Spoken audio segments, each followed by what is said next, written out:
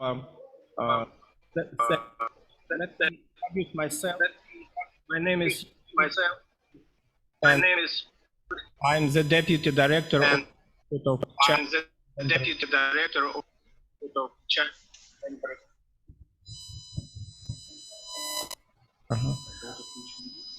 Someone from Zoom has microphone switched on, please.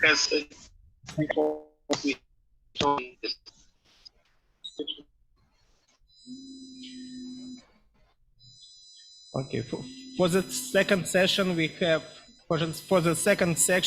seven speakers.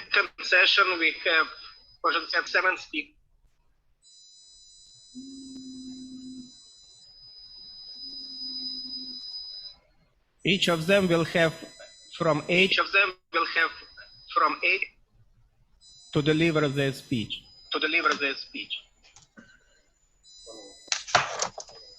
And at the end we will have minutes for discussion.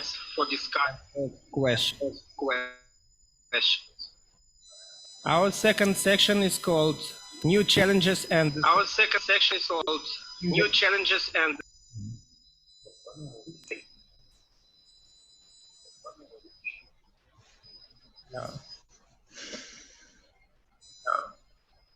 Sorry, we are experiencing some technical difficulties.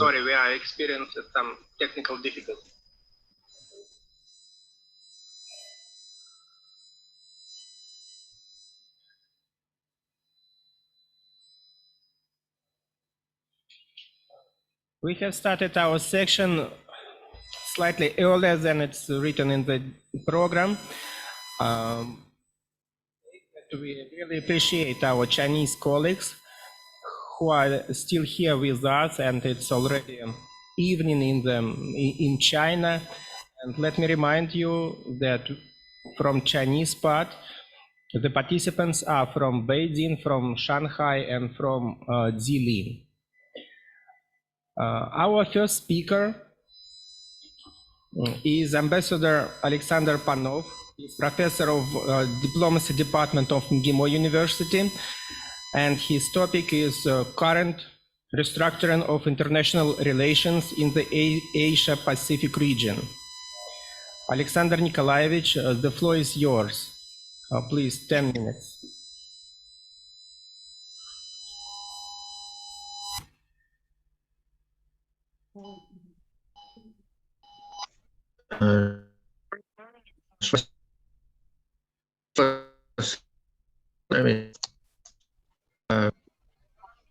Алло.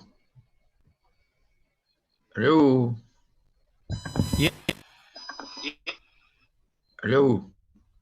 Слышно меня? Yes. You are here. Okay. So the Russian war operation in Ukraine and comprehensive anti-Russia strategy of the US and Europe has completed the process of the division in western part of the world into two confrontational camps. Next step might be the new confederation of the international relations in Asia-Pacific region. If it will happen, in the world, absolutely new geopolitical, economic, and military order will take place. In Europe, the US strategy is to contain and dramatically weaken Russia, change political system. In Asia-Pacific is almost the same strategy toward China. The United States in Indo-Pacific Strategy released by Biden administration in February 2022 stressed a great importance of this region for American interests. In the document, Biden administration declares that China is combining its economic, diplomatic, military, and technological might as it pursues a sphere of influence in the Indo-Pacific and seeking to become the world's most influential power. The strategy of the United States is to compete with China, to defend the American interests, to shape the strategic environment which is most favorable to the United States. The Biden administration wants to show that this long-term strategic focus remains in the Asia-Pacific and that crisis in Europe does not distract it from key priorities there. That the United States has enough power to concentrate on the two theaters of war, but many American experts don't believe in it. And the United States does not have sufficient forces to bolster its forward deployments in Asia-Pacific region. It's clearly so. So the Biden administration understands this, if not publicly, but the substance of strategy reveals two principal policies which Washington is now trying to implement. First, it is comprehensive attitude to the strategic aim to weaken and contain China. Trump administration was primarily engaged in trade war with China. This policy failed. Biden administration decided to concentrate on isolation of China from high-tech technologies which will prevent China to prevail the United States in this most important field of economic development. Second, the purpose is to create around China the belt of countries following American strategy to contain China. As stated in the above-mentioned strategy, United States will modernize its long-standing alliances, strengthen emerging partnerships, and invest in regional organizations, creating the collective capacity, and will build regional connectivity. The United States will focus on every corner of the region, from Northeast Asia and Southeast Asia to South Asia and Oceania, including the Pacific Islands. End of quotation. The United Nations is planning to build bridges between the Indo-Pacific and the Euro-Atlantic, particularly with EU and the NATO. In other words, to mobilize its partners in Europe to help the United States to realize their strategy in Asia-Pacific. What steps Washington already has taken? First, increased cooperation with allies and persuade them to be more active in increasing their military possibilities. Japan welcomed American strategy, and Tokyo sees its chance to become, with growing political and military activity, the most trusted and valued ally of the United States, representative of the West in Asia Pacific, and finally, at last to raise its status as important player in the international scene. South Korea, with new president, now more inclined to support American idea to create full-scale three-party alliance, United States, Japan, South Korea, and made already substantial concessions to Japan to improve bilateral relations and to move in this direction. Australia, pivot strategy of Obama president aimed to control the waters of Asia Pacific failed. China's fleet is growing and powerful rival to American fleet.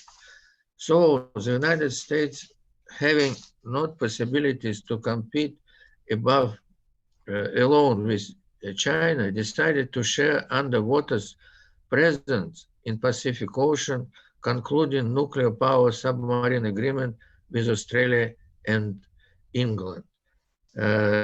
According to this agreement, Australia will get, starting from 2030s, nuclear-powered submarines, altogether 5, and will spend for this $245 billion altogether. President Biden said that submarines will be equipped with cruise missiles without nuclear warheads, but it is obvious that it would not be a problem to mount on the missiles such weapon if necessary. Though he insisted that the project is not directed against China, even the most simple analysis can reveal the project aims to counter China's influence in the Indo-Pacific region. Also, as it was stated by the Foreign Ministry of China, that trilateral cooperation constitutes serious nuclear proliferation risk, undermines the international non-proliferation system, exacerbates arms race, and hurts peace and stability in Asia and Pacific. Russia completely agrees with this position of China. Biden administration trying to activate the Quad four-country forum, regularly organizing high-level summits and meetings of foreign ministers. The initial purpose of the forum is, as it was openly proclaimed by Washington, was aimed to counter China. Therefore, Russia and China denounced the Quad as a group which has an exclusive regional bloc substance, using the mentality of the Cold War. But the project does not have chances to be realized in full scale as Washington is thinking. And the most important player, India, is traditionally persuading a policy of non-alliance, most probably will continue balancing as a member of this Quad, but avoiding tense friction with China and Russia. In contrast with Asia-Pacific policy of Trump administration, which almost ignores the regional allies and ASEAN countries, now Washington demonstrates unusual activity in the region. Now, United States changed its attitude to ASEAN and hosted for the first time in Washington last year summit United States ASEAN and promised to ASEAN invest $10 million in United States ASEAN initiative. But the real aim of the United States is to divide ASEAN and to draw an American side as many members of this organization as possible. Now, the United States started with Philippines. Biden administration did not forget even small island states in the Pacific. In September 2022, 14 heads of these states were invited to Washington, and Biden promised that the United States will help them in every way. On the eve of this summit, Washington published the first American strategy concerning relations with southern states of the Pacific. The main point is that these states experience pressure and economic coercion from China, which creates risk and peace and security in the region, and also for the United States. Administration of the US promised financial help to this state, $800 million due year. Also, United States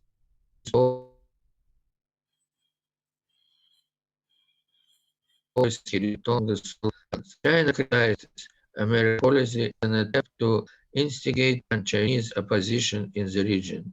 At last, Biden administration put forward Indo-Pacific Economic Prosperity Framework as an American conception of economic policy in the region.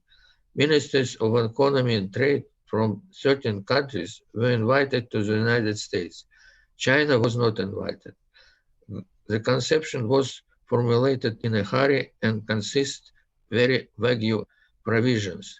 At conclusion of the meeting, was decided to continue discussion on proposed 4 spheres of cooperation, but the most important for regional state sphere, liberalization of the trade, was not included.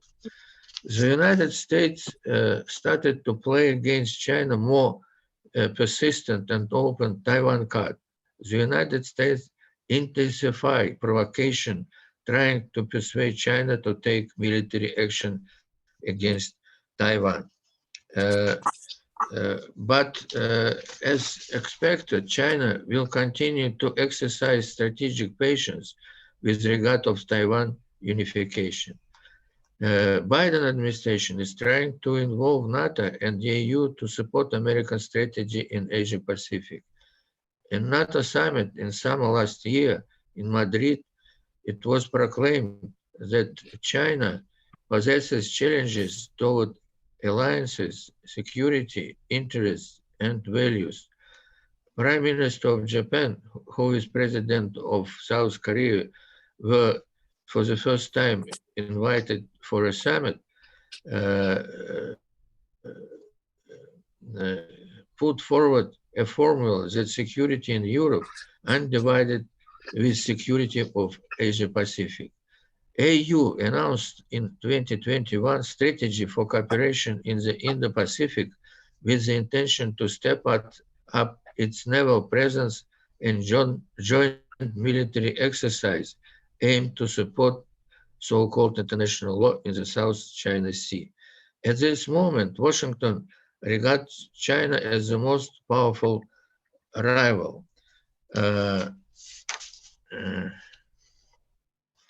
In conclusion,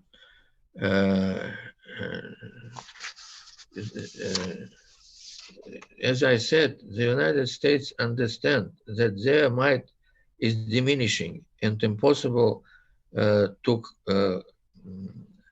stand to two enemies simultaneously, China and Russia. And the United States trying to divide Russia-Chinese partnership, which is without limit, as was stated by two leaders of two countries. The United States bluntly warned China to avoid helping Russia evade punishment from sanctions, otherwise there will be sanctions against Beijing.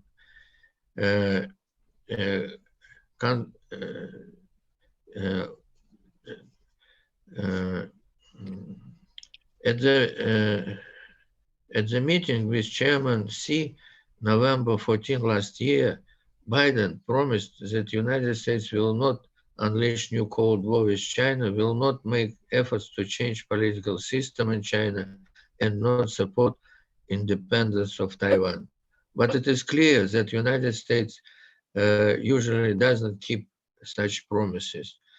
In March 2023, Chairman Xi told delegates of Chinese parliament that Western countries, led by United States, have implemented all-round containment, encirclement, and suppression of China, which has brought unprecedented challenges to Chinese national development. The strategy of the United States to isolate China and Russia and divide Asia Pacific, as the United States did in Europe, as I think will not finally succeed. Russia-China partnership means national interest of both countries and based on common understanding that only together Moscow and Beijing will be able to withstand American pressure to prevent realized Washington strategy not to allow Russia and China become powerful actors in international affairs. The recent visit of the Chairman Xi to Moscow and agreements which was agreed proved this conclusion, and unfortunately I don't have time for more concrete examples how American is trying to isolate China and divide China and Russia, but it is only a sketch, of course, of very important and coming years where destiny of Asia Pacific will be decided. Thank you.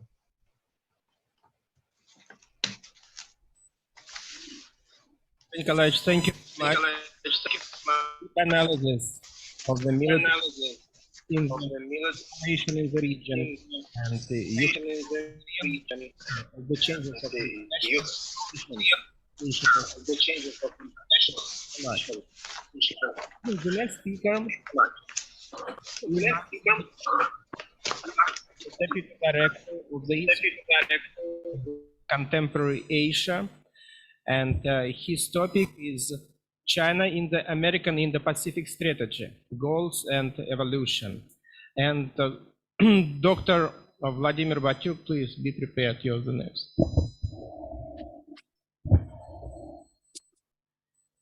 Thank you very much.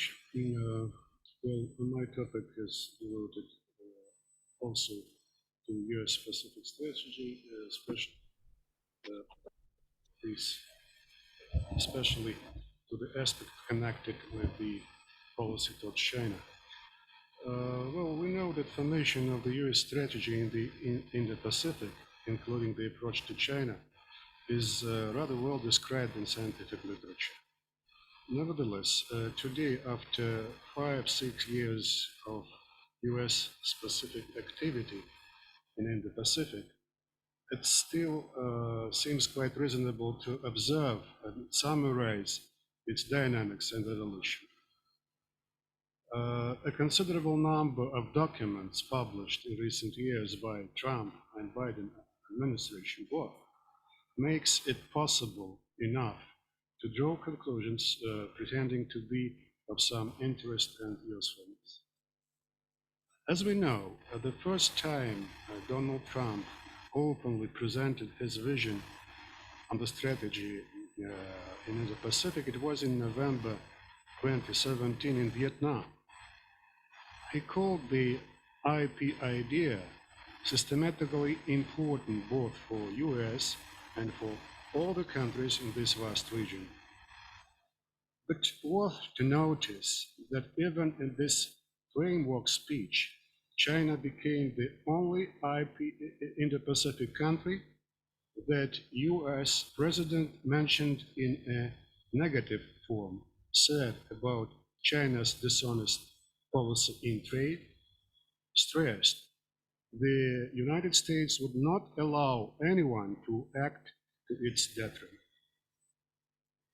A month later, the US national strategy, a security strategy authored by the White House, was published, presenting this time a rather detailed look. Moreover, it was stressed that China, named alongside with Russia a revisionist power, seeks to push out the United States from the Pacifics. In February 2018, the United States National Security Council has developed the first special document named the US Strategic Framework for Indo-Pacific.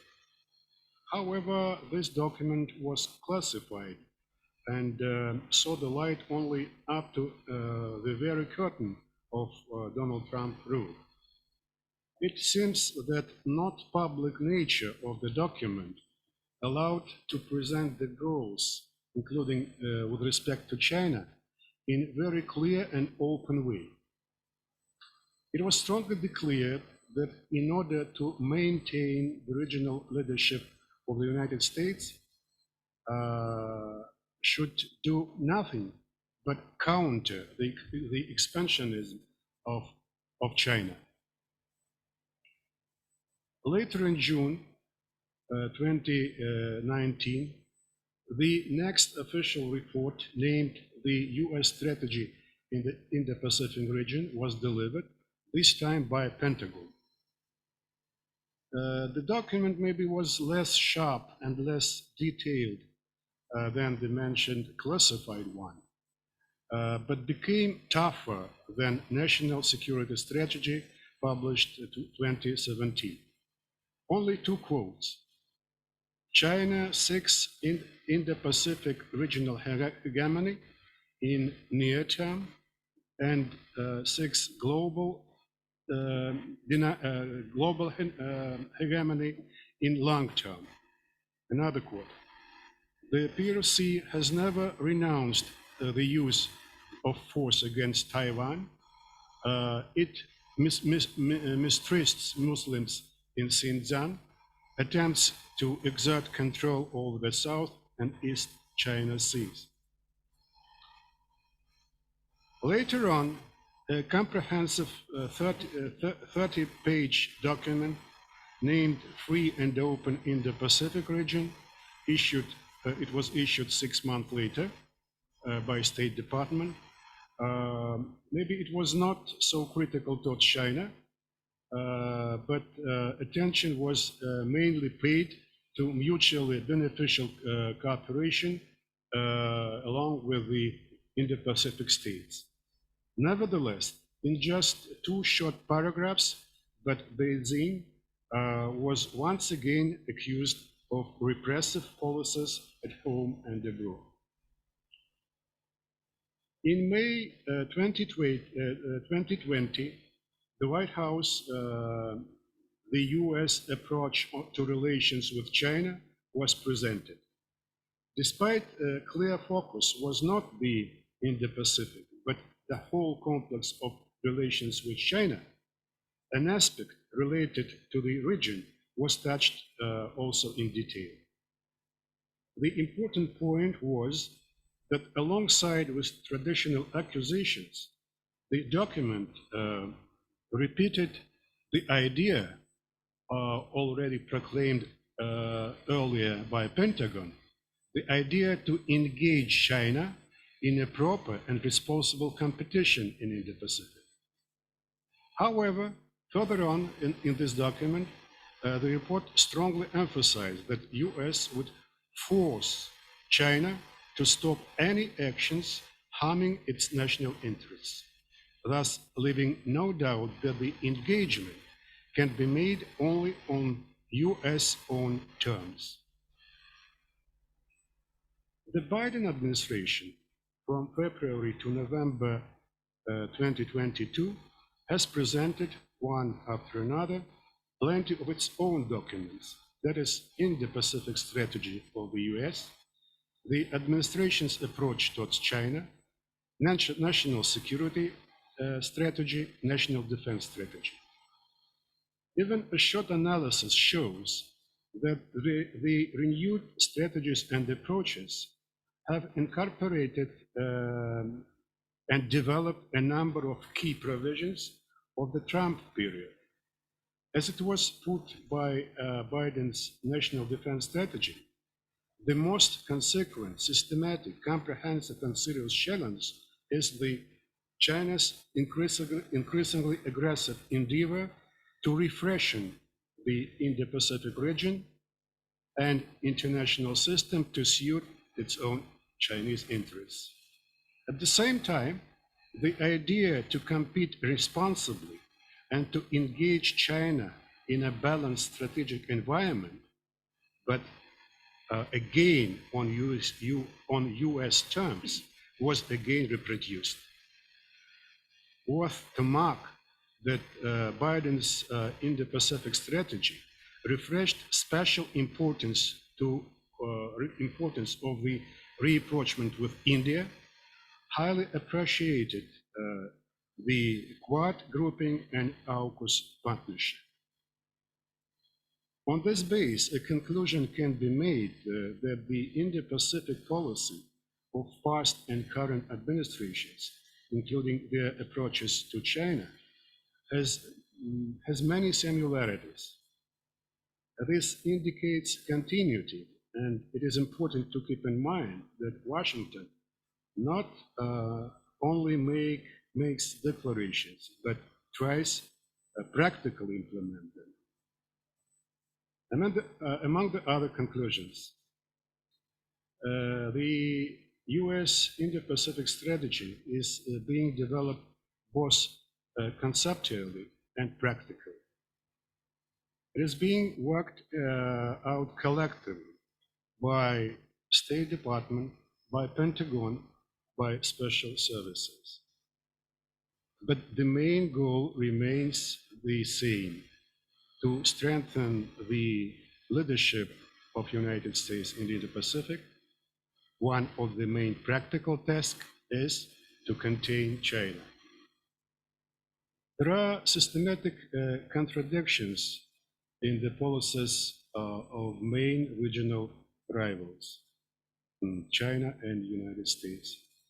This may lead to an aggravation of the situation, first of all, in terms of Taiwan and shipping in the South China Sea.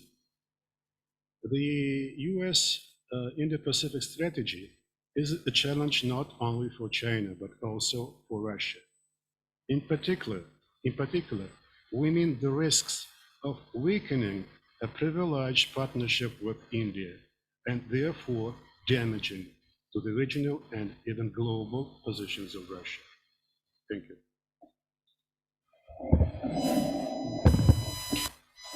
Sergey Vladimirovich, thank you very much for your action for us in the Pacific strategy.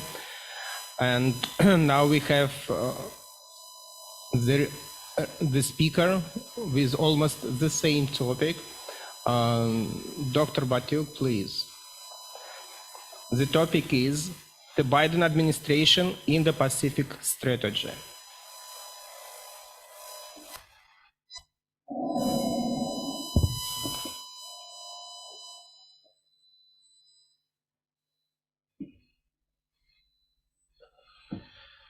Thank you. Dear colleagues,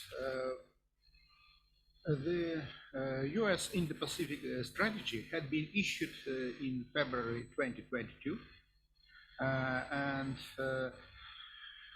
in this document, the People's Republic of China has been described as an opponent, not enemy, and the US-Chinese relations had been described as a competition, not struggle. As it was pointed out in the document, I quote, the PRC is combining its economic, diplomatic, military, and technological might as it pursues a sphere of influence in the Indo-Pacific and seeks to become the world's most influential power. The PRC's coercion and aggression spans the globe, but it is most acute in the Indo-Pacific. From the economic coercion of Australia to the conflict along the line of actual control with India, to the growing pressure on Taiwan and burning of neighbors in the East and South China Seas, our allies and partners in the region bear much of the cost of the PRC's harmful behavior. In the process, the PRC is also undermining human rights and international law, including freedom of navigation, as well as other principles that have brought stability and prosperity to the Indo-Pacific, end of the quote. However, taking all this into the consideration, the drafters of the document had pointed out that the US objective, I quote, is not to change the PRC, but to shape the strategic environment in which it operates, building a balance of influence in the world that is maximally favorable to the United States, our allies and partners, and the interests and values we share. We will also seek to manage competition with the PRC responsibly. We will cooperate with our allies and partners while seeking to work with the PRC in areas like climate change and non-proliferation. As it has been pointed out in this Indo-Pacific strategy, strengthening of alliances and partnerships across the region should be the fulcrum of the US politics there. And in other words, pointing at the readiness to maintain a dialogue with China, Washington at the same time is building a kind of cordon sanitaire on the Chinese periphery. Other aspects of the US policy towards China, according to the Indo-Pacific strategy, seems no less contradictory. For example, Washington had proclaimed its readiness to support, I quote, Taiwan's self-defense capabilities to ensure an environment in which Taiwan's future is determined peacefully in accordance with the wishes and best interests of the Taiwan's people. At the same time, however, I quote, as we do so, our approach remains consistent with our One China policy and our long-standing commitments under the Taiwan Relations Act, the 3 joint communiques and 6 assurances. End of the quote. In other words, as you can see here in this document, that is Indo-Pacific Strategy, China had been described as probably opponent, probably not so comfortable partner with the dialogue, but still not enemy. Several months later, however, a new American strategy had been approved, that is National Security Strategy. According to that document, the People's Republic of China is not an opponent anymore, but rather the American enemy number 1. I quote, "The most pressing strategic challenge facing our region is from powers that layer authoritarian governance with a revisionist foreign policy. It is their behavior that poses a challenge to international peace and stability, especially waging or preparing for wars of aggression, actively undermining the democratic political process of other countries, leveraging technology and supply chains for coercion and repression, and exporting an illiberal model of international order. Russia and the People's Republic of China pose different challenges. Russia poses an immediate threat to the free and open international system, recklessly flouting the basic laws of the international order today as its brutal war of aggression against Ukraine has shown. The PRC, by contrast, is the only competitor with both the intent to reshape the international order and increasingly the economic, diplomatic, military, and technological power to advance that objective. End of the quote. Consequently, in the National Defense Strategy of the United States of America, approved in October 2022, the People's Liberation Army has been described as the main military threat to the United States.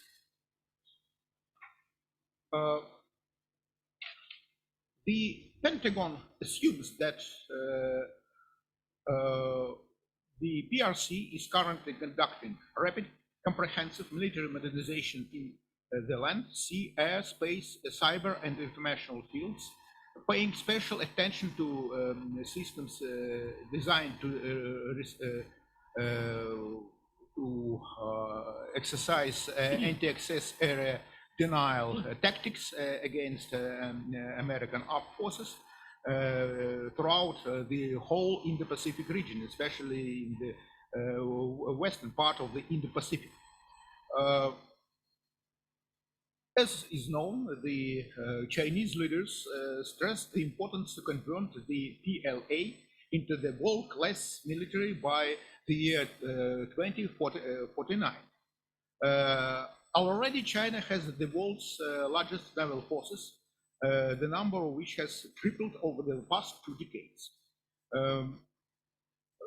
The Chinese Navy consists of overall battle force of 340 combat ships. Thus, that figure exceeds that of the United States.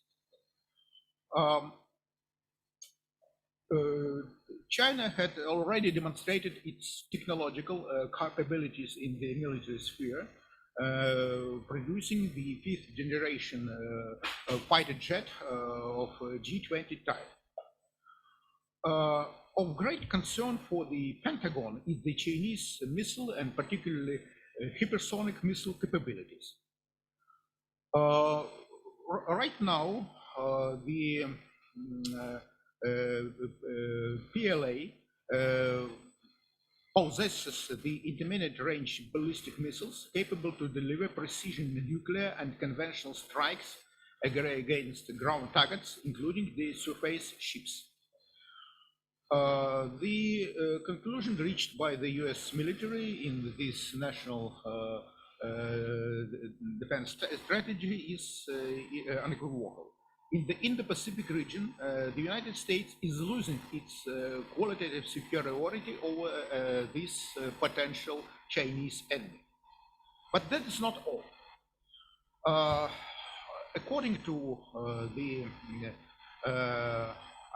American estimates, right now, China is building about 300 silo launches for intercontinental ballistic missiles.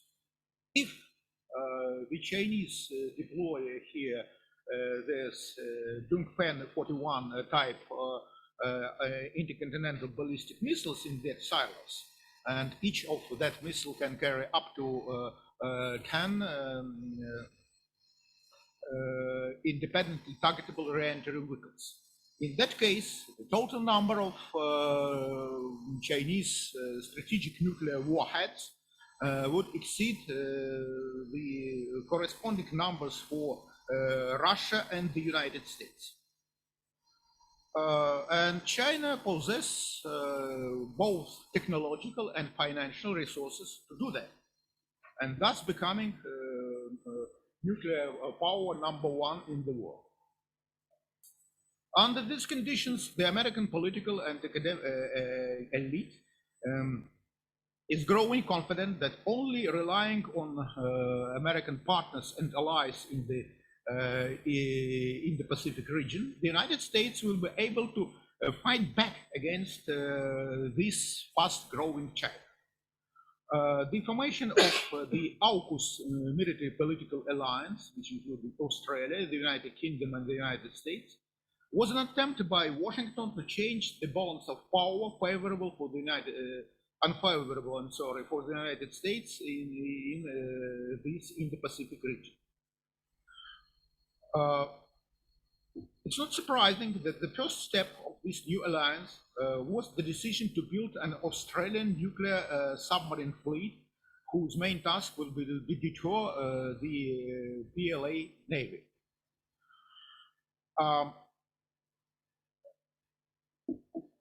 In other words, Biden administration is in fact continues the Chinese policy of its predecessor, that is administration of Donald Trump, which in fact built some kind of cordon sanitaire along the southern and eastern borders of the People's Republic of China.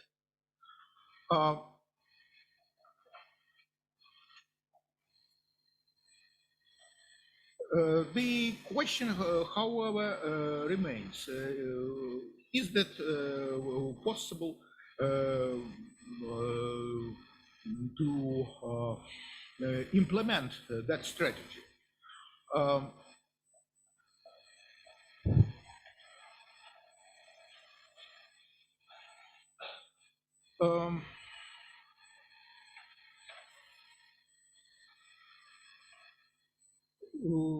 For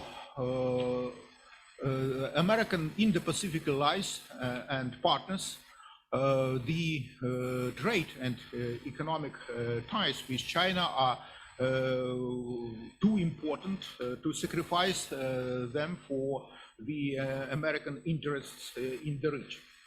And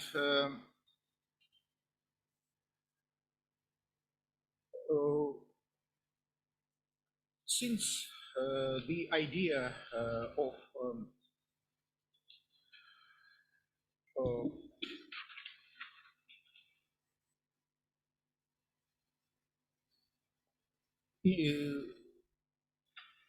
Pacific Economic Partnership had been crushed by the Trump administration, China is probably the only center of economic integration in the region, and that is a very important issue for even for those states of the Indo-Pacific region who have some problems, some issues with the People's Republic of China. Very serious dissatisfaction for the United States had been the Chinese politics, Chinese stance about the Russians' military operation in Ukraine. China had failed to follow the American advice to implement some kind of economic and technological sanctions against the Russian Federation, and probably some Chinese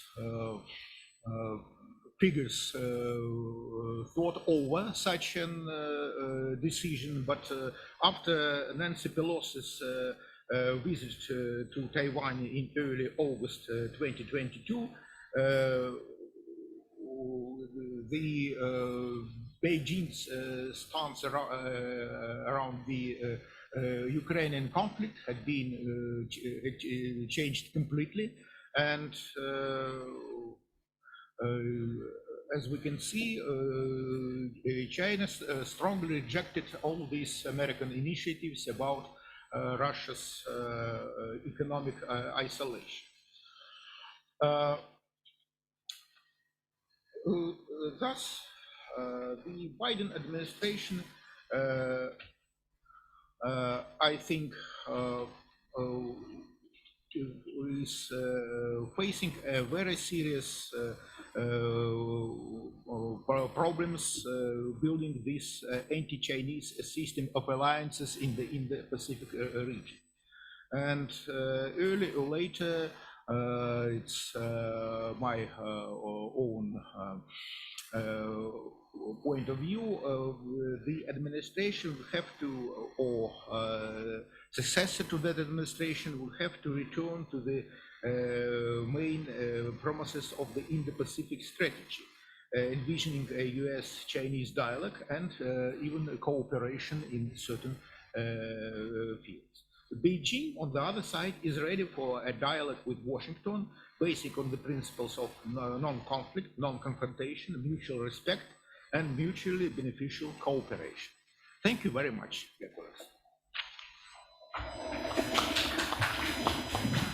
Vladimir Igorevich, thank you very much for your deep analysis of the approach to the China and to the American understanding of the Indo-Pacific region. It was interesting to understand the insights of the National Defense Strategy, the new American National Defense Strategy, and their perception of China. But we are still in the Indian Ocean, and now we are going to discuss the Indian vector in the relations between United States and China, and probably the Russian interests here. And I invite to deliver the speech our next speaker, Alexey Kupriyanov, who is a senior researcher at the Institute of the World Economy and the International Relations.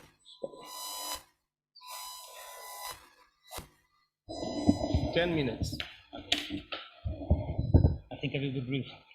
Dear colleagues, dear friends, I'm happy to see you, in fact, because we met last time a year ago. A lot has happened since then, including in the region I work with. And so in my speech today, I would like to touch on a key issue for Indian politicians, Indian military elites and experts, how to treat the United States and Chinese military presence in the region. Well, as a historian, I will begin from history. The beginning of the Chinese presence in the region is usually attributed to the time of Zheng He, but this expedition, although very famous, was I could call it a one-time action, because Zheng He visited the Indian Ocean, demonstrated the power of, well, Emperor of Celestial Empire, but that was all, because subsequently the Chinese were present in Indian Ocean exclusively as traders, and even then in small quantities. And as a rule, the trade routes ended in the Strait of Malacca. Then the goods were reloaded onto Arabian ships, and and the ships transported them across the Indian Ocean. And moreover, the Arabs eventually captured a large share of the trade in South China Sea region as well. Until the second half of 20th century, there was no significant Chinese presence supported by the state in the Indian Ocean region. And American presence began just under 400 years after Zheng. At first, they were merchant ships of the new reformed United States, which traded with India under the authority of the East Indian Company. And pretty soon they were involved in a kind of shadow trade, because the fact that the Indian East India Company had a monopoly on the export of goods from India to Britain and took a lot of money for this, so many merchants and even employees of East Indian Company preferred to directly transport goods on foreign flagged ships, and the American flag was perfect. Subsequently, the Americans were present in the region both as commercial and sometimes as a military force. For example, during the Anglo-American War of 1812-1814, American privateers successfully operated in the Indian Ocean, hunting British ships, and during the years of American Civil War, the famous American raider Alabama operated in these waters. But mostly the presence of Americans in the Indian Ocean was, of course, commercial. And the year 1947 was watershed, because, well, although the new Indian government in its early years viewed both China and the United States as possible potential adversaries, potential enemies, because it was heavily influenced by the United Kingdom political culture and political views, and still trying to align its policies with those of the United Kingdom. But the Indian government moved away from this policy relatively quickly, and independent India was looking on its own political way, in which both the United States and China were seen as potential allies. Both the Chinese and the American leadership at this time viewed India as a valuable partner as well. However, relations with both countries deteriorated over time, because with China, the reason for this was disputes over the border, which resulted in border war of 1962, after which anti-Chinese sentiment prevailed in Indian leadership, and this situation persists to this day. And trajectory of relations with the United States were not bizarre, because from the very beginning, the United States began to put heavy pressure of Nehru demanding to take the Western side in the Cold War, and categorically tried to pursue its own line on Kashmir issue, offering its mediation between India and Pakistan. And when in 1949 Nehru visited the United States, this visit was described as a total undiplomatic disaster. And Americans later tried to put pressure on Nehru, demanding that he not recognize Communist China. Subsequently, however, relations improved when India supported the United Nations resolution condemning the North Korean invasion, and the United States provided assistance in India to India in connection with food problems, and relations faltered after India annexed Portuguese Goa in 1961. But next year, thanks to Indian-Chinese War, the United States gave India unconditional support, sending arms, equipment, ammunition, and also sent an aircraft carrier, Kitty Hawk, in the Bay of Bengal. And so United States actively supported India in the United Nations. And so it was quite famous situation when Defense Secretary McNamara and General Taylor advised to the President Kennedy to use nuclear weapons against China if China will go on its advance. And Kennedy insisted that Washington defend India as its own ally, and said that we should defend India, therefore we will defend India. But after Kennedy's assassination, ties between the two countries deteriorated sharply, and Lyndon Johnson and later Nixon gambled on support of Pakistan. They saw Pakistan as a promising asset against the communist threat and a possible way to improve relations with China. And the result, in 1971, during the Third Indo-Pakistan War, the United States openly supported Pakistan, deployed its aircraft carrier group with enterprise towards the Bay of Bengal, and of course in India it was seen as a show of force by the United States, and so then relations more or less stabilized right up to the beginning of cooperation in military field. In fact, the memory of this action remained for a long time, and it remains until now in India. So now we cannot find any mention of China or United States as possible enemies in Indian official documents. It's all in public political discourse field. But in general, now Indian discourse now during the Cold War in relation with both China and United States. So then it was quite ambiguous because the possible penetration of Chinese Navy into region has been worrying Indian admirals and politicians since the mid of 60s. Because on one hand, so they usually mention that China is a country with great maritime ambitions. Because so usually we can find in Indian books and Indian articles at that time mentioned about Admiral Chen Shaoquan, the naval minister of Republic of China era, who even in the interwar period proposed to throw all resources into construction of aircraft carriers. He proposed to build 20 aircraft carriers in interwar China. And so after the communist victory in the Civil War, he proposed to build for 30 years 12 aircraft carriers, and so to be the strongest naval country in the Western Pacific. And so it was pointed out that although China was now busy building a fleet to defend the coast, such a powerful country would not clearly to be satisfied with this, and sooner or later Chinese ships would appear in the Indian Ocean region. And according to the Indian experts and politicians, so in fact China had something to send ships there for, because at that moment Maoist ideas were gaining popularity throughout the region in Eastern Africa, in South Asia, in Southeast Asia, and China began to support guerrilla movement and parties adhering to Maoist orientation as the best means of visible support, of course, was the fleet. And much more difficult was the attitude towards the United States. On one hand, the Indian leadership had a negative attitude toward American military presence, given that the United States supported Pakistan. And India criticized the expansion of American presence in the region and the concept of the vacuum of power. So according to this concept, after the Britain went out from the east of Suez, so it created the power of vacuum, and so it could lead to chaos of communist expansion, and therefore Britain had to be replaced by another power. Of course, it was the United States, from the United States view. And on the other hand, Indians firstly were well aware of American interests in the Indian Ocean and understood that this interest consisted firstly in the need to ensure uninterrupted oil supply from the Persian Gulf, and secondly in confronting with the USSR. And finally, India also viewed the US through the prism of its relationship with its United States key allies, such as United Kingdom, and India wanted to try to maintain good relations with the United Kingdom.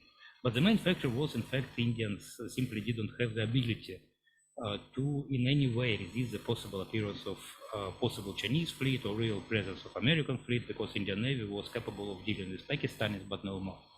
As a result, India put forward the concept of the Indian Ocean as a zone of peace, so-called IOZOP concept, which means that all foreign fleets, primarily the United States, of course, should be withdrawn from the region and at least coordinate their activity with the local players and not turn Indian Ocean as a battlefield. The current stage began in the beginning of 21st century, when Indian GDP growth rate began to increase and reached almost 10% per year, and India had money for the fleet, for the building of new navy.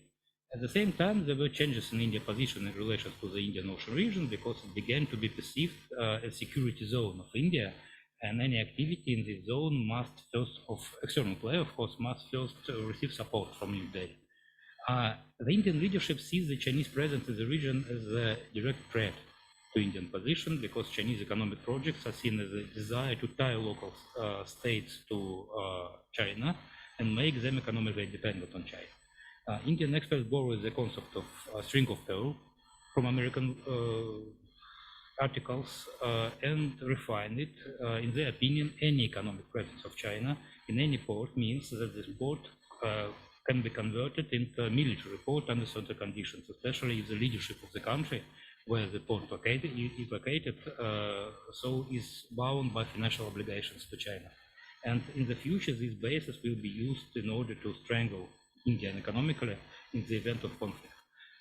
In Indian press, various rumors are circulating about such bases, and so there are two bases of this kind from Indian point of view. It's Hambantota in Sri Lanka and Gwadar in Pakistan.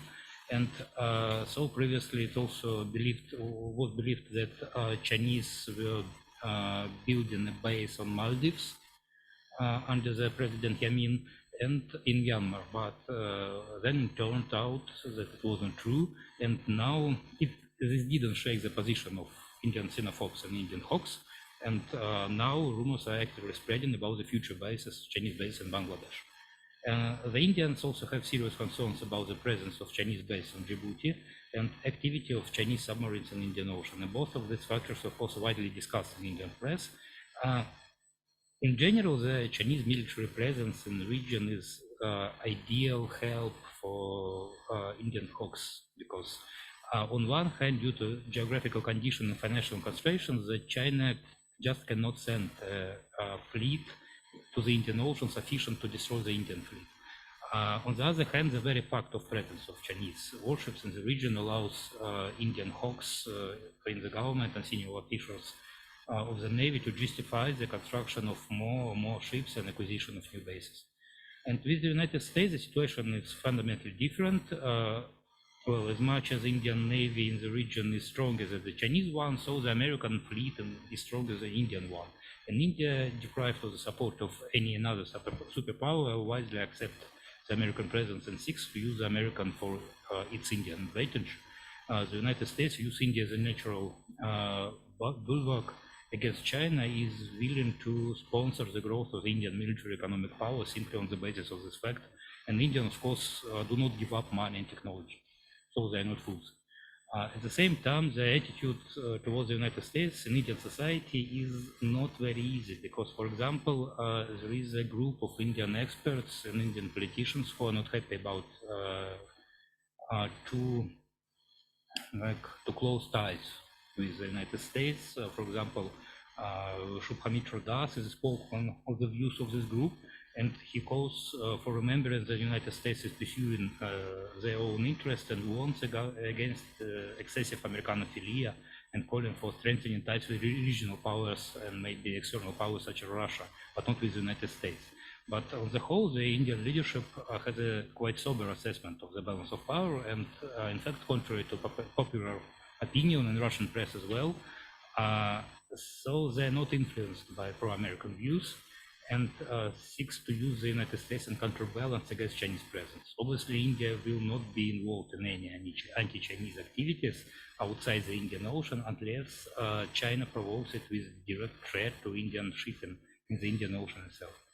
For Russia, of course, this whole situation is seen, in fact, as rather awkward because both China and India are our strategic partners. And as a result, our actions turn out to be rather awkward. For example, our interactions with China in the Indian Ocean region. When we have trilateral exercises there with Chinese, Chinese Navy and for example, Iranian Navy and South African Navy, and of course it's used very negatively in India. And so in fact, the ideal way would be well, it was proposed by Chinese experts to the delimitation of the zones of interest of China and India along the Strait of Malacca, because both sides mutually recognize each other's security interests along this line and each other economic interests beyond this line, perhaps even pledging to support them. It would help improve relations between the two countries, reduce the need for India to strengthen ties with the United States, and greatly ease our position, Russian position, by not having to balance its policies between China and India. But of course, all of this is wishful thinking. Thank you. Thank you very much, Alexey Vladimirovich. It's always interesting to listen to reports about India and about Indian foreign policy, about Indian attitude to the Indo-Pacific region. And now we still have 3 more speakers, and it's time to switch to our speakers from Zoom. And first of all, I invite Anna Kirieva, and then I ask to prepare our Chinese speaker, Li Yunhui. She will speak after Anna Kirieva. Anna Kirieva, Associate Professor, Department of Asian and African Studies, MGIMO University. Please, the floor is yours. Thank you so much for the invitation, and it was really interesting discussion. Let's move to Japan and South Korea, another important players here in the region and American allies. I will try to analyze the recent developments in their national security policies and their cooperation with the United States and what new challenges it brings for East Asia. At first, let's look at Japan. Japan adopted a new national security strategy and also different midterm documents on building up of its defense capabilities for the next 5 years in December last year. So we do have ample material to look at the changes in Japan's policy and posture. So what's new in the national security strategy? First, it speaks about the hierarchy of threats. And this hierarchy, this kind of understanding is new, although some of these challenges were already present in the previous versions. So at first is North Korea as more grave and imminent threat. Here for Japan, the next is China. It has another wording. It says that China is an unprecedented and greater strategic challenge, not a threat, but a strategic challenge. Although, of course, it's very clear that threat perception and security dilemma does exist in Japan-China relations, and it is very strong. And the last but not the least, these kind of security threat concerns also mentions Russia. For Russia, there is no articulation that Russia is a threat for Japan, but there is a clear wording that Russia is a source of strong security concern for Japan. And there is also no mention of the importance of partnership with Russia for Asia-Pacific and for Japan's own security, which was included in the previous version of 2013, which was proposed by Abe administration. So specifically about Russia, the national security strategist mentions several aspects.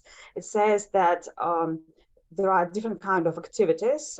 It says external and military activities in the Indo-Pacific, including and especially in the vicinity of Japan, that Russia does alone or with China, which are the causes of this kind of strong security concern.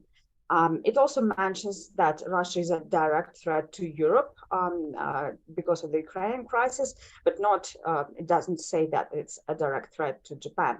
However, it is clear that in this kind of hierarchy of threats, Russia figures now much more prominently than it used to before. And if we look at why is that, on the one hand, it is the result of the Ukrainian crisis and how the Japanese government, the Kishida administration, actually looks at this crisis. Very specifically, it says that if Russia's actions are not countered, if other states do not oppose it, it will stimulate the same policy by China in the Indo-Pacific, especially in surrounding Taiwan, which is crucially important for Japan's own security. Also, there were several factors that also probably contributed to this kind of heightened perception of security challenges from Russia-China joint activities. There were, specifically I should mention just two such things. In October 2021, Russian and Chinese military ships passed through two straits which divide major Japanese islands, Tsugaru Strait and Asumu Strait, and actually cruised all around Japanese islands, which caused a lot of friction in Japan and also prompted Japanese self-defense forces even to dispatch some of its fighter jets because helicopters were launched from these ships. And the second was probably last year in May, when during the Quad summit, when President Biden was actually visiting Tokyo, Russia and China carried out their another regular joint air patrol, also in the, well, more or less in the vicinity of Japan, which was also seen as a sign of Russia siding increasingly with China in the region. So the second major development is the mention that Japan will develop a greater counter-strike capability. And here the Japanese policymakers emphasize that it will be used as a means of deterrence because Japan, in this kind of changing security environment, needs to have more mechanisms to defend itself and also to counter-strike in case Japan itself or American military bases in Japan are targeted by some kind of adversaries. However, we should mention that it used to be previously a discussion about the possibility of preemptive strike, but in the final version, preemptive strike was not included in the national security strategy, only counter-strike capability. So on the one hand, the Japanese government positions it as a means of deterrence, but on the other hand, this kind of capabilities means that Japan needs to increasingly acquire offensive capabilities. It is not something actually completely new for Japan. If we look at Japanese Navy or at Japanese air self-defense forces, so Navy, which is called maritime self-defense forces, we will see that it already has a lot of offensive capabilities. And all the major policy measures, they have been underway for several years already. It's not something new, such as transferring Izumo-class helicopter carriers into aircraft carriers, buying more Aegis equipped, buying more Aegis systems in order to equip it on Japanese own destroyers and others. What has been announced, what is new, is that Japan will acquire more ballistic missiles and more cruise missiles. And here we have two major developments. Japan is supposed to build up its own indigenous cruise missiles with a range up to 1,000 kilometers, and also plans to buy about 400 Tomahawk cruise missiles from the US. So again, as a matter of a counter-strike capability. Defense expenditures are to be doubled in the next 5 years. Also, another thing is that there is great emphasis on Taiwan contingency, especially following last year's crisis in the Taiwan Strait after Nancy Pelosi's visit, and that some of the missiles that China launched actually landed in Japan's exclusive economic zone. And all these developments have been supported and even encouraged by the United States, as has already been mentioned. So in terms of implications, we can see that there is much greater cooperation with the US and different partners. And we can mention a new reciprocal access agreement with Australia, which has recently been signed. So these partners, it's not only Australia and India and some ASEAN countries, but also NATO and specifically different European powers. There's also more emphasis on economic security and the need for scrutiny of technology transfers to China in terms of national defense. For sure, we have seen that this kind of a more robust transformation of Japan's national security strategy, and it is on the way, which it has been for already a number of years, towards becoming a kind of a normal state increasingly, and a key regional strategic player.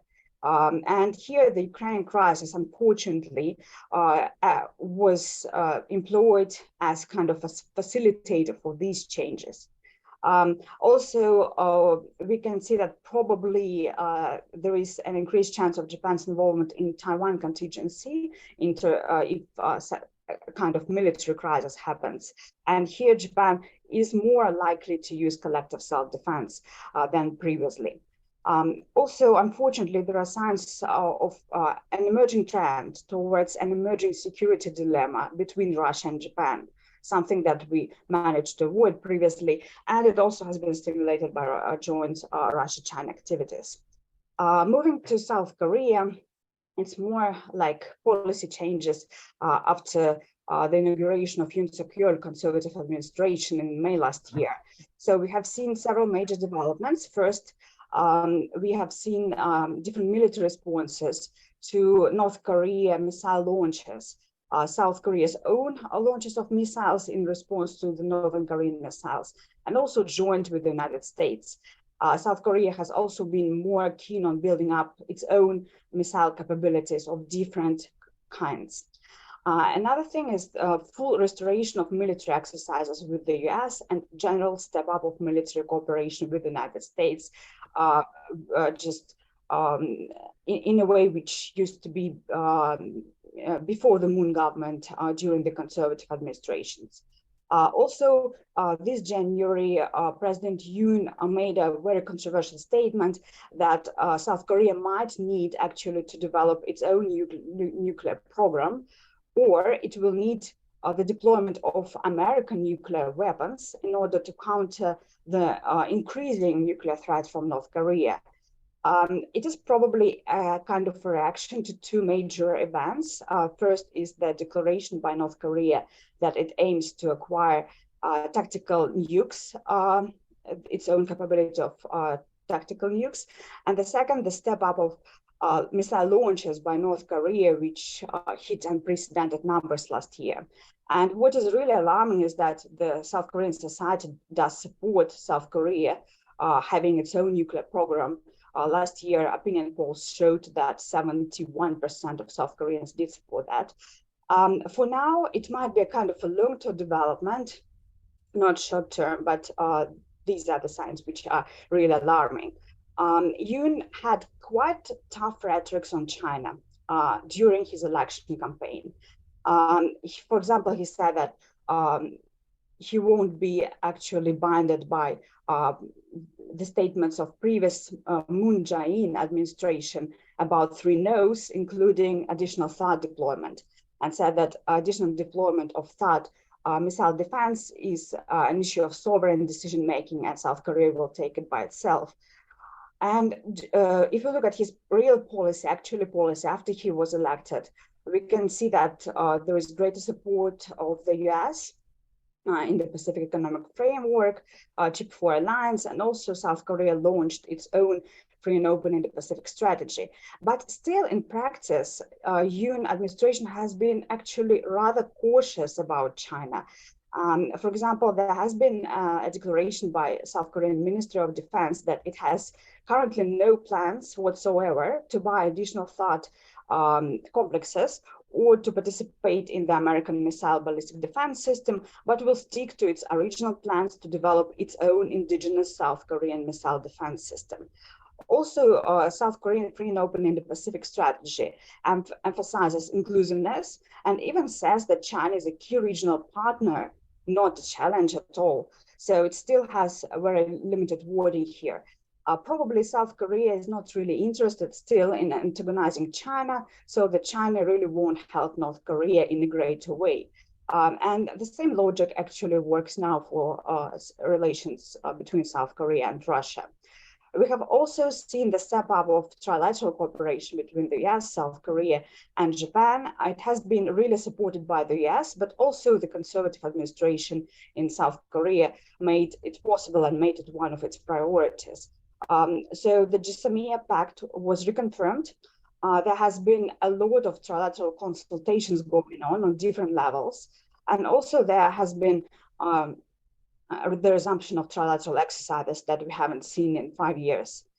On the one hand here, we can see that Japan and South Korea are interested in this kind of defense cooperation in targeting the North Korean threat as they see it. And also they're interested in kind of trilateral cooperation so that the US could control the other party because they do still have concerns about each other. There was a UN-Kishida summit just recently, several days ago, and we have seen genuine attempts by the South Korean government to mend relations with Japan, which for now have not been really fully reciprocated.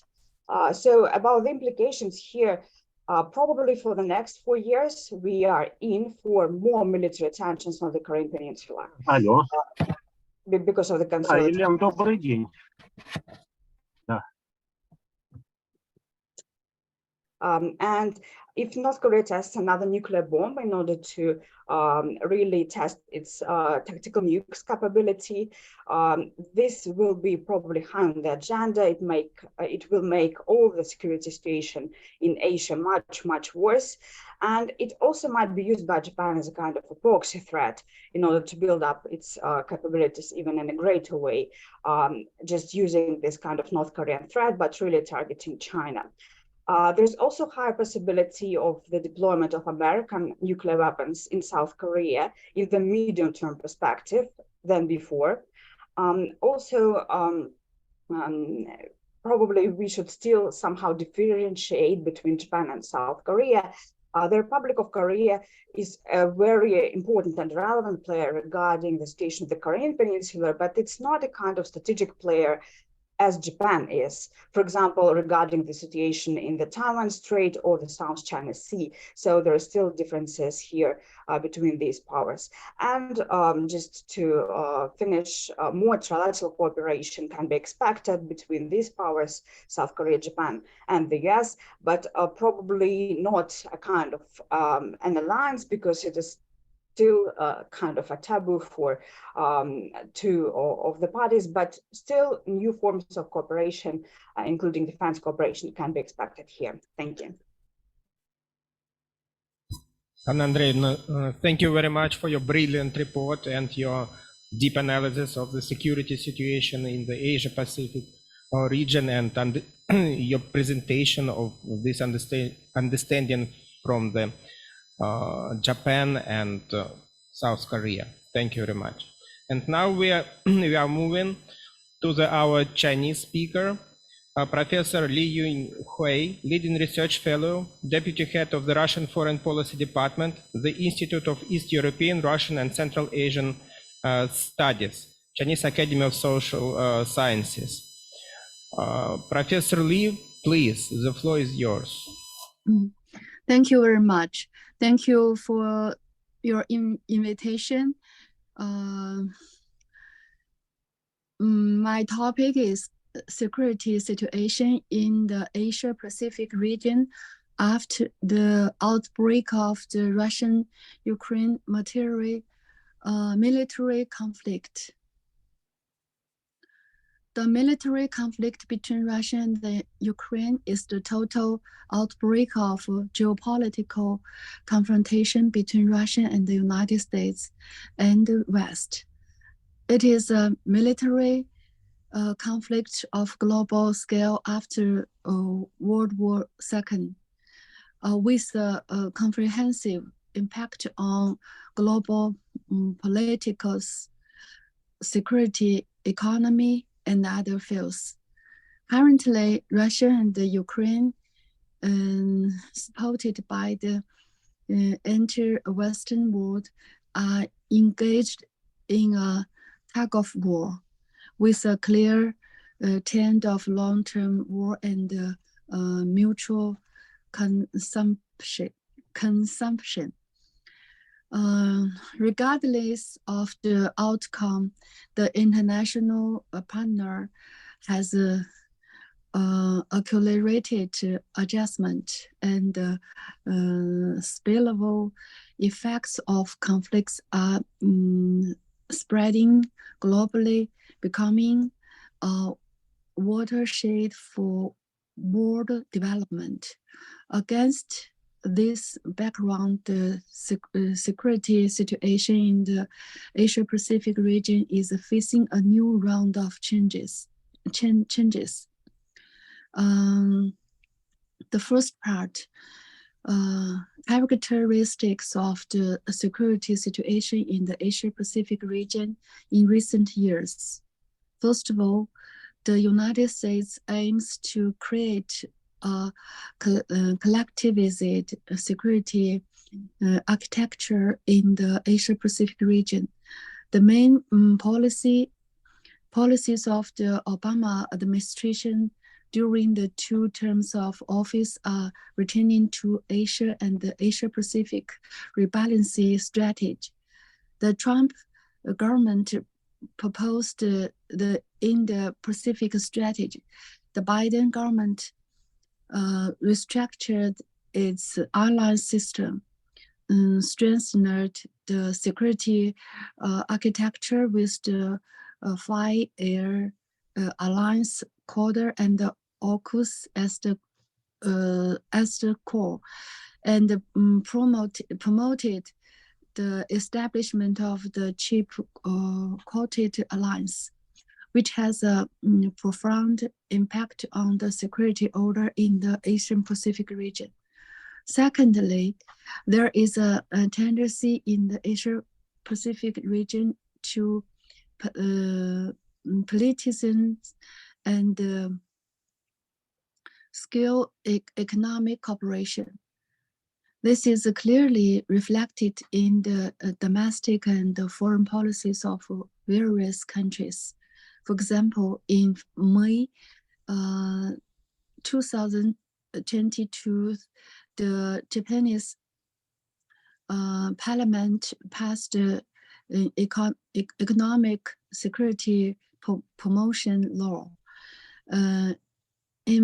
emphasizing that ensuring the security of the country and its citizens from the economical level is a top priority. Third, the United States Asia-Pacific Alliance has a clear tendency towards NATO.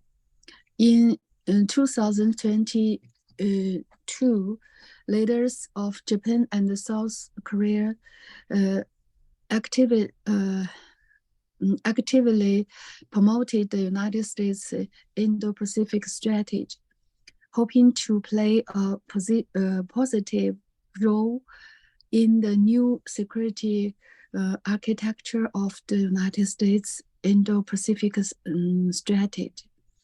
The leaders of Japan and South Korea also attended the NATO summit for the first time, increasing cooperation between Japan and South Korea and the NATO, and promoting the strategic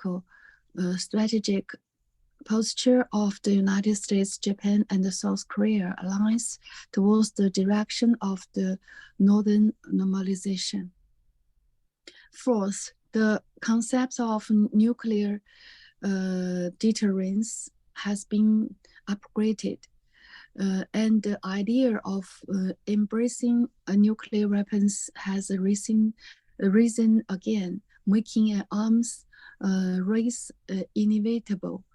Take the situation on the Korean Peninsula as an example. In 2022, North Korea is estimated to have failed nearly 70 missiles. The United States and South Korea strengthened the frequency and targeting of military exercises. And the situation on the Korean Peninsula became increasingly tense. Japan's total defense budget growth in 2022 hit a new 5-year high. The amount in 2023 is more than one times than last year. For fifth, there are frequent hot issues in the original regions. In the last year, after the decline in the stress of major countries in Central Asia, regional explosive points continue to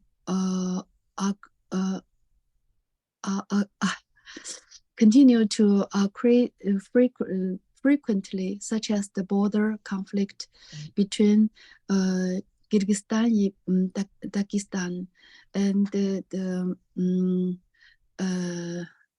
North Karabakh conflict.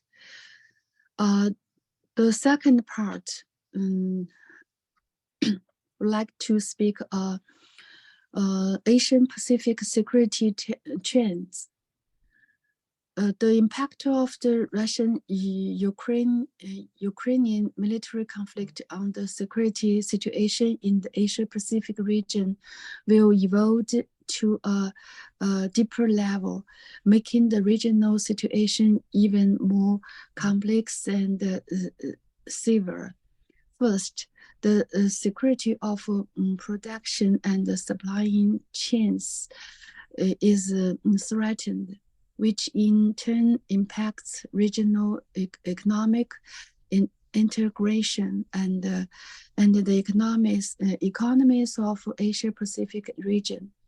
The integration process will slow down. Second, the trend of national strategic security, autonomy, and self-reliance has increased. More and more countries in the Asian Pacific region have a conservative and negative perception of the situation, and their awareness of safety and self-help is increased. Inclusion. China has launched a global security initiative, which embodies the concept of indivisible security, relative security, and sustainable security. China and Russia hope to build a relatively balanced security architecture with equal participation by all countries, reflecting the aspirations of all parties and indivisible interests, rather than a cap-oriented security architecture centered on strengthening the United States and its allies. Thank you very much. Thank you very much, Professor Lee. And now we have our final speaker, Professor Vladimir Petrovsky, who is also joining us via Zoom. And his topic is Anti-Chinese Vector in the US Indo-Pacific Strategy, Myth or Reality. Vladimir Evgenievich, please. You have 8 up to 10 minutes. Okay, thank you very much. Dear colleagues, it's my pleasure to join this discussion. And I would like to concentrate on the issue whether this US Indo-Pacific strategy, which we discussed in detail already, whether it is really anti-Chinese and or not. And to understand this, I think we should look from the Chinese side. What I mean is, it's interesting to look into the kind of perception of the Chinese scholars and experts. What do they think about Indo-Pacific strategy and its practical implications? First of all, I think that our Chinese colleagues perceive all this Indo-Pacific strategy and the notion of Indo-Pacific region as an attempt to reformat the Asia-Pacific region. And they just want to achieve their geostrategic and geopolitical interests. And our Chinese colleagues also watch very carefully all different versions of the United States conceptual documents. For example, in November the year 2019, the US State Department released its Free and Open Indo-Pacific, which was a kind of public document. And also our Chinese colleagues noticed that in May the year 2021, the previously classified US strategic framework for the Indo-Pacific was made public. And as Chinese experts note, this particular document provided for tougher confrontation with China in the military and economic spheres.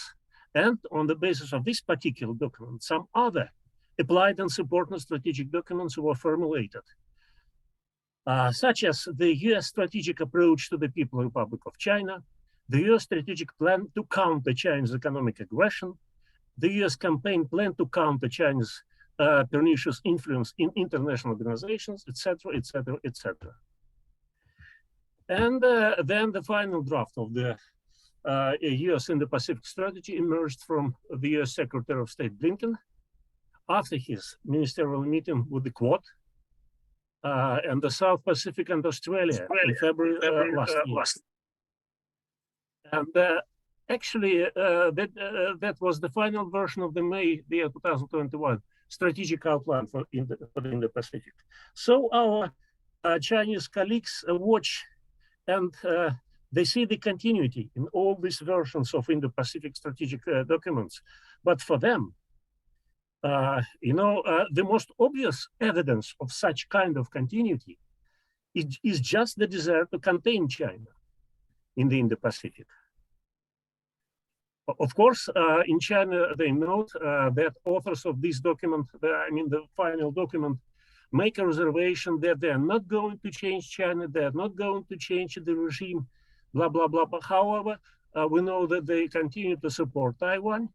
And as people in China say, they just cross the red lines established by China. Then China sees US strategy as deepening its regional alliances with the 5 allies such as Australia, Japan, Republic of Korea, Philippines, and Thailand, and also to strengthening ties with the so-called leading regional partners, including India, Indonesia, Malaysia, Mongolia, New Zealand, Singapore, again, Taiwan, Vietnam, and the Pacific Islands. But at the same time, they notice in China that a kind of American selectivity in the choice of their partners. For example, on the list of these partners, we do not see countries like Pakistan, Sri Lanka, or Myanmar, just because they maintain close relations with China. Again, this strategic document speaks of a desire to work with ASEAN to enhance its sustainability as as a key regional institution. But however, all these regional partners are mentioned in the US strategic document separately, not ASEAN as a whole. And they also notice in China that the new strategic document, for the first time, mentions initiatives in the field of economy and trade, despite the fact that earlier it was only about military political developments in the region. And we know that the United States offered its partners the so-called Indo-Pacific Economic Framework, a multilateral partnership for the 21st century. But however, Chinese scholars and experts see that the idea of this economic basis for engineering and technical development and trade is proposed only in a very general form.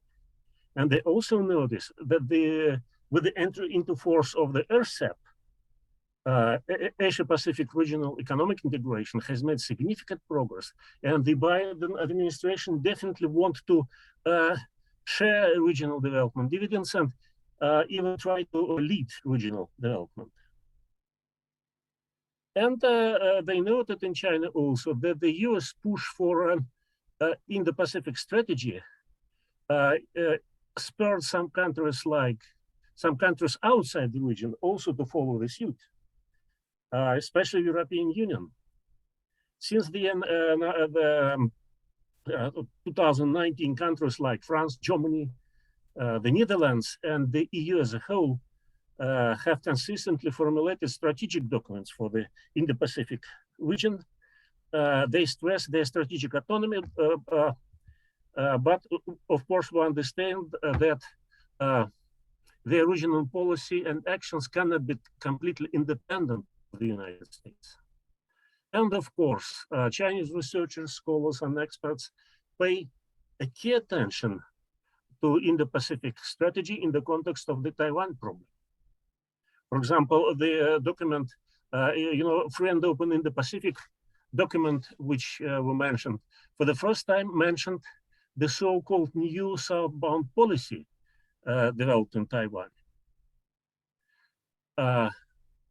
Thus, we can conclude, I think, that Chinese scholars and experts, they really very closely watch the evolution of the Indo-Pacific partnership, Indo-Pacific strategic document, and the policy papers of the United States, and also the allies and partners.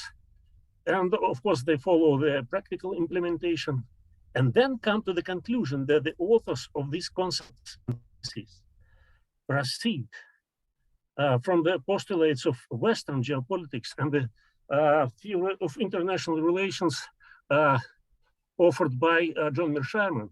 They mean the so-called offensive realism. As for the Chinese scholars and experts themselves, I think they adhere mainly to the position of the hard classical realism in international relations, based primarily on the need to protect and to promote the national interests and security interests of China itself. And this confirms my guess. The Chinese analysis of the situation around the Indo-Pacific is, as of now, is still situational, and is motivated primarily by the desire to give a geopolitical and geoeconomic response to challenges from the United States. Thank you. Thank you very much, Vladimir Evgenievich. Thank you. And it was all our speakers for today. And before we start our Q&A section, let me take 2 minutes of your attention and introduce the new periodical issue of our institute. The chief editor of this issue, H. Davidov, is here. If you want investigation,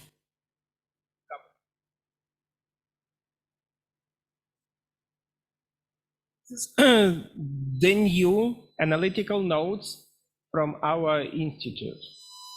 Yeah.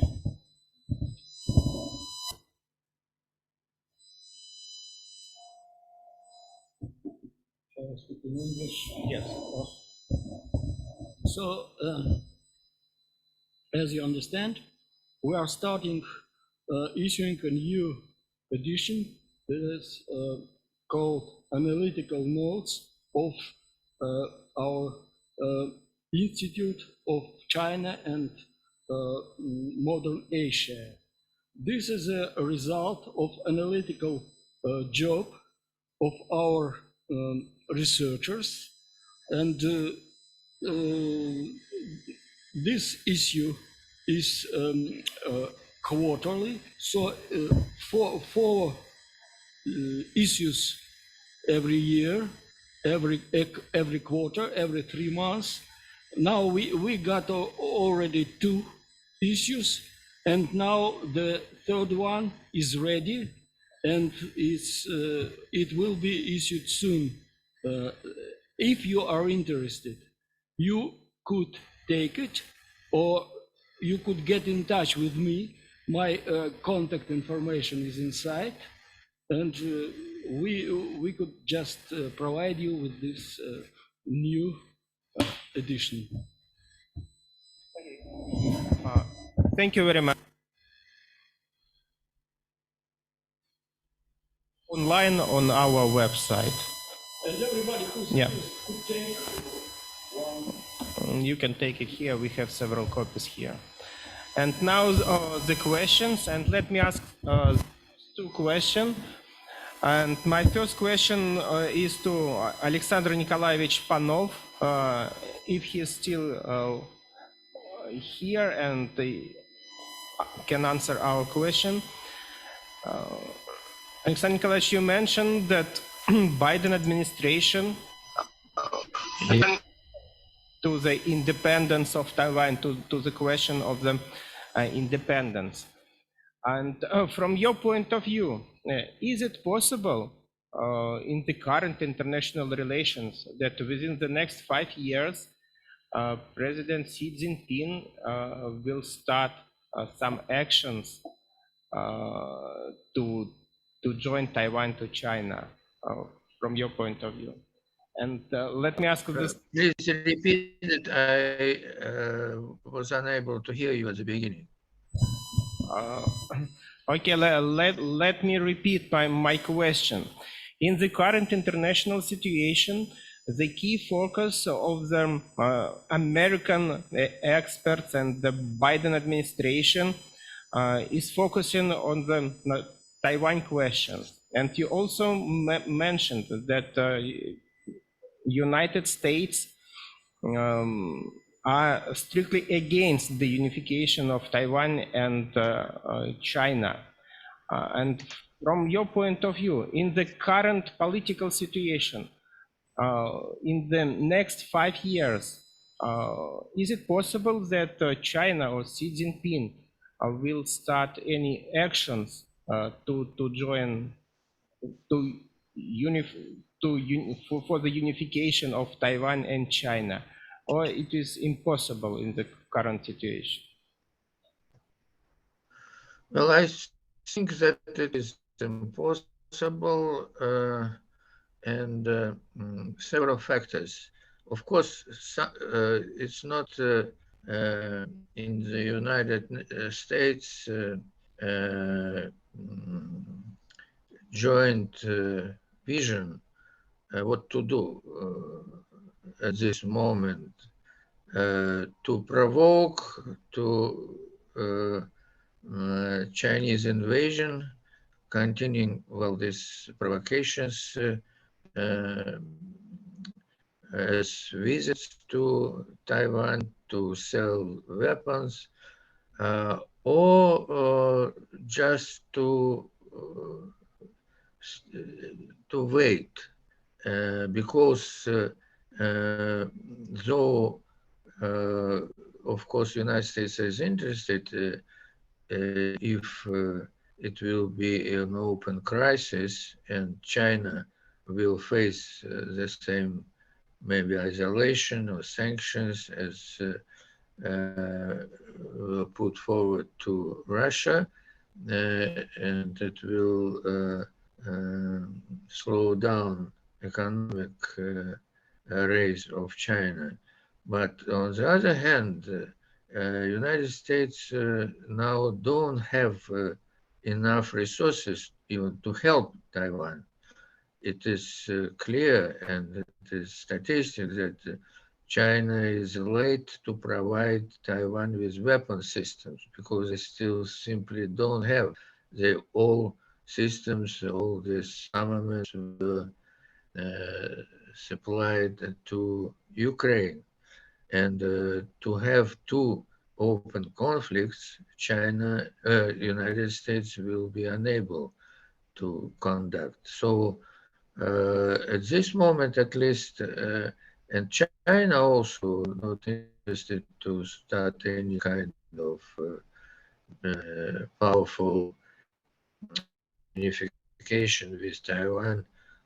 China is more interested to have more pro-Chinese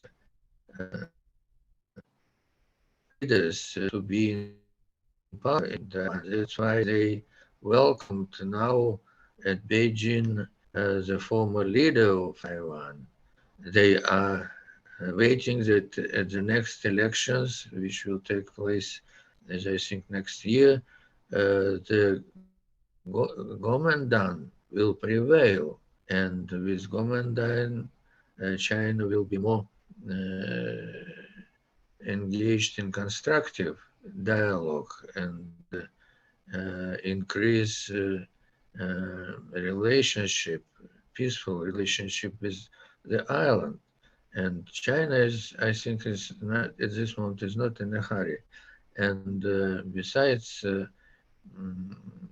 I see that even United States is slowed down the harsh rhetorics around Taiwan problem. Though, of course,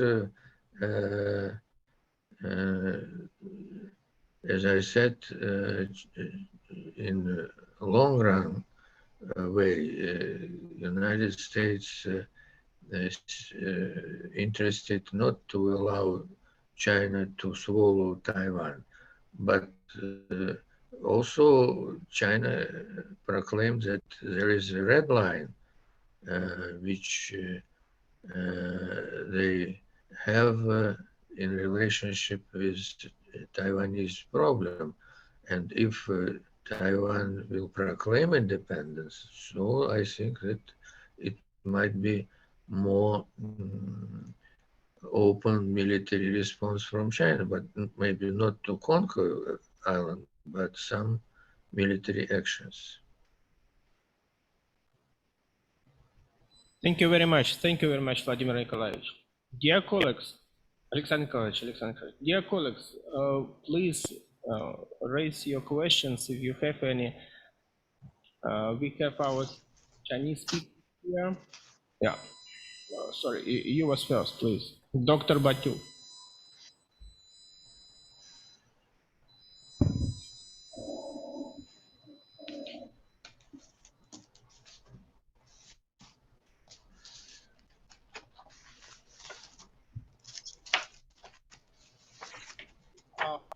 Question to colleague Kireva.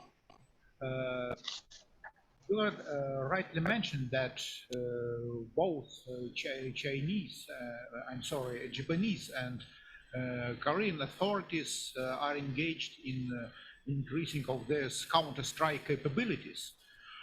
My question is that possible that process counter-strike growth of these counter-strike capabilities, one day Japanese and South Korean authorities decide that the best way to increase these counter-strike capabilities is to add them with nuclear military program. Both South Korea and Japan already possess means of delivery of nuclear arms. They just need nuclear warheads. And taking into consideration the Japanese and South Korean financial and technological capabilities, it will take just some months for these two states to become a couple. What do you think of that? Professor Batyuk, thank you so much for your question. I guess this is a burning topic, and probably it will be the burning topic for several years to come. As far as I understand the situation in Japan and South Korea, for Japan, there is still no real clear support for becoming a full-fledged nuclear state. Of course, we do see the transformation of Japan, of Japanese ideology and national security policy, but still there is a great percentage of population that supports more or less pacifist sentiment, and there is also huge anti-nuclear sentiment in Japan, still and even more.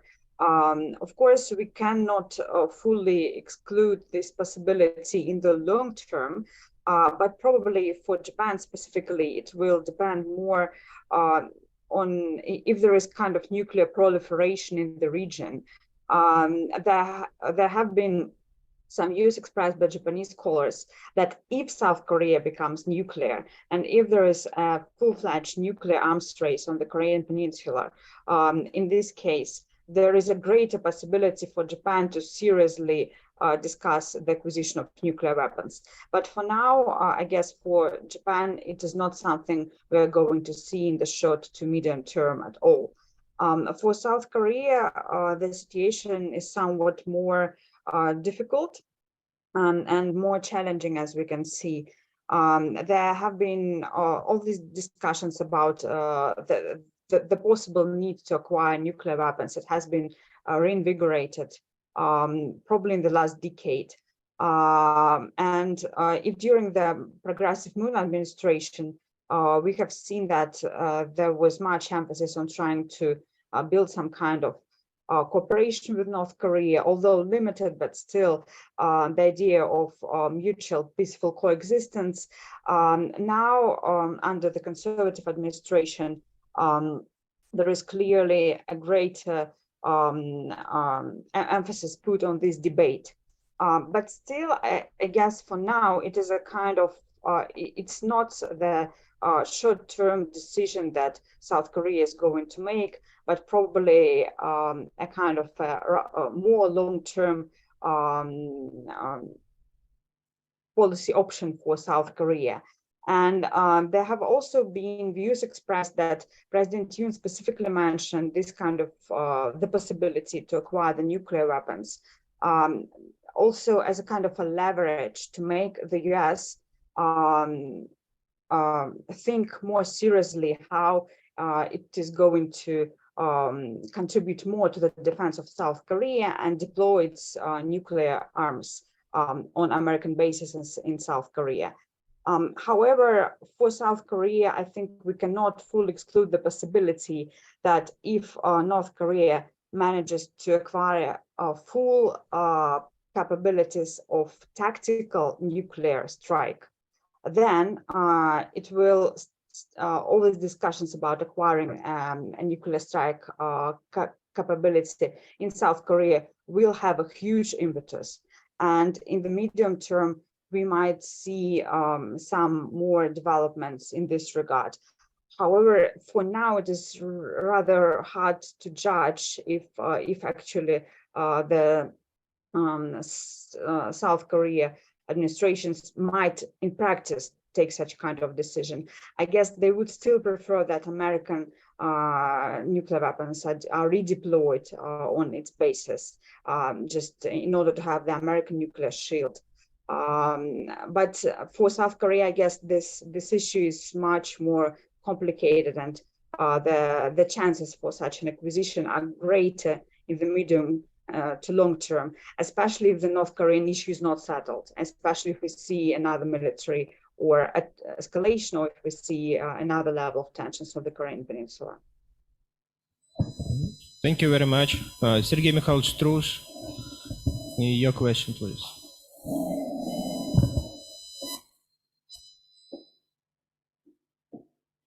Thank you. I would like to make a question to Professor Lee, if she's still there. Yes, я на месте. Thank you. My question is concerning the energy cooperation between Russia and China. Well, during this recent visit, we know that energy cooperation between Russia and China is a vital part of comprehensive economic ties. But at the same time, there is various assessments of the profitability of certain spheres of this cooperation for China. For example, there's a viewpoint that China is not actually ready to buy too much Russian gas, because first, gas is not quite a substantial portion of Chinese energy budget. The second, and this second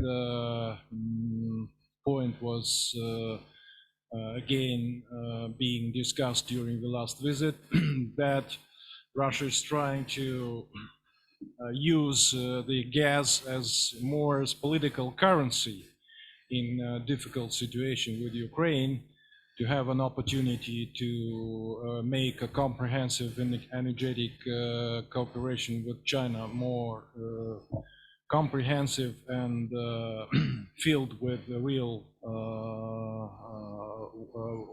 goods. My question is, what is your view on the profitability of Chinese to buy Russian gas at the moment, from the commercial and from just geo-economic point of view. Thank you.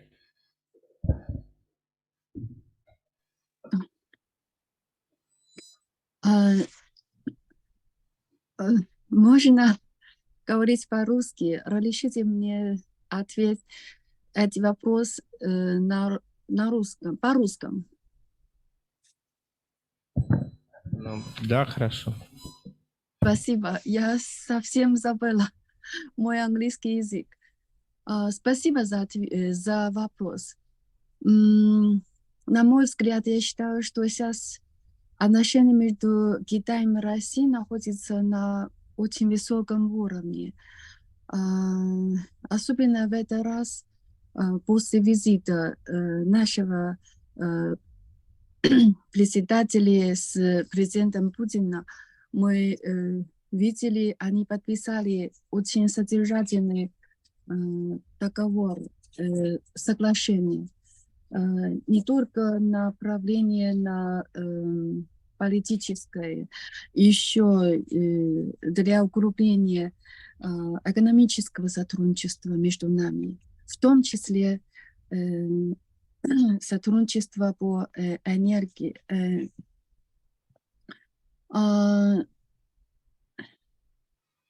мой взгляд, я считаю, что сейчас то есть объем торговли туда состоит из большой части это из энергетического сотрудничества.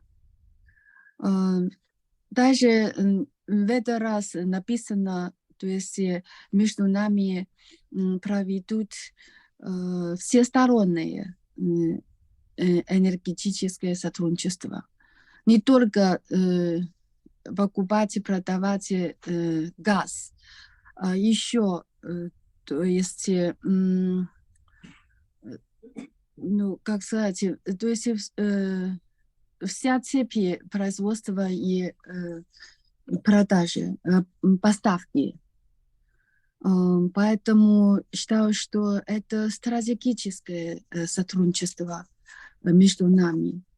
Тем более в данный момент, на мой взгляд, это тоже считается одной поддержкой друг на друга. Спасибо. Thank you very much, dear speakers. Let's switch back into English because among our Chinese participants we still have some people who doesn't speak Russian. Yeah. Sergey Vladimirovich Yunayev, please, your question.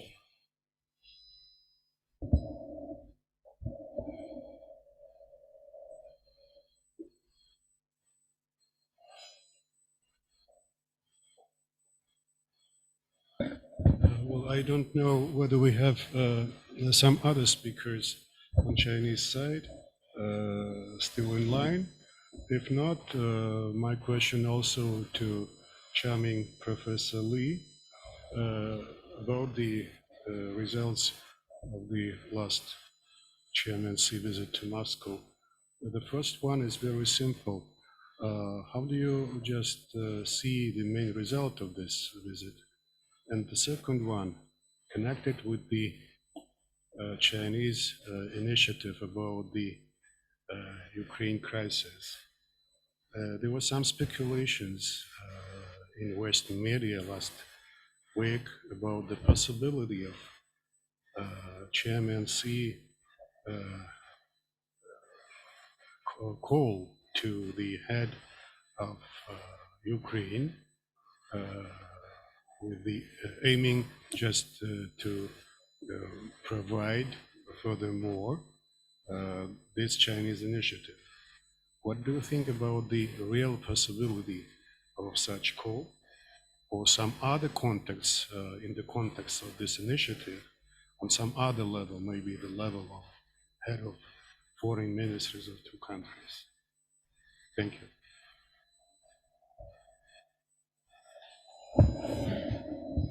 Can we see the gallery? The question was to our Chinese participants. who else except Professor Lee Yun-hui is here? I'm so sorry. I have found my colleagues, Miss Gu and Mr. Ma Bing. They are here. So I think we would like to ask them to answer your question in English. Okay, we heard Ma Bin. If are you here, could you answer the question, please?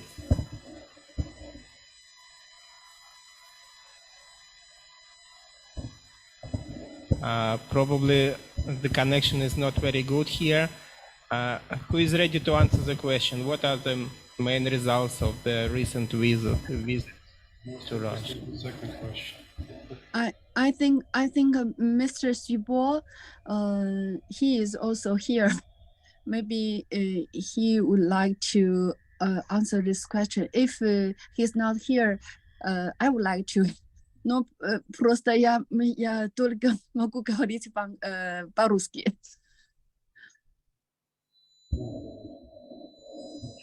Okay, Professor Xu, can you hear us?